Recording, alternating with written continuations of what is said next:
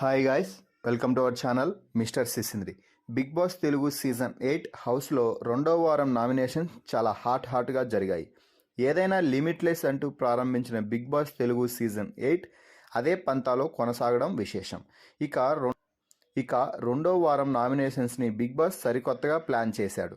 గత వారం చీఫ్స్కి ఇమ్యూనిటీ లభించిన సంగతి తెలిసిందే.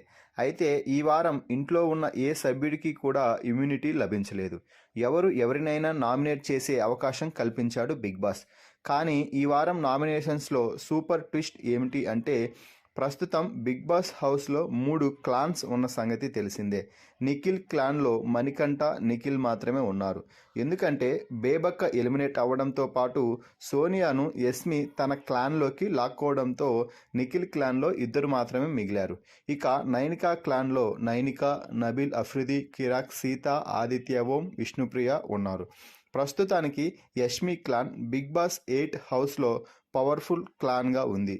యష్మి క్లాన్లో ప్రస్తుతం 6 మంది ఇంటి సభ్యులు ఉన్నారు.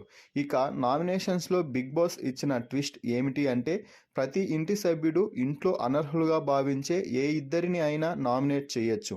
అయితే తమ క్లాన్ సభ్యులని నామినేట్ చేయడానికి వీల్లేదు అంటూ చెప్పాడు బిగ్ బాస్. దీనితో నామినేషన్స్లో ఫుల్ ఫైర్ కనిపించింది అని చెప్పవచ్చు. మొత్తంగా హౌస్ మేట్స్ అందరూ నామినేషన్స్లో రెచ్చిపోయారు.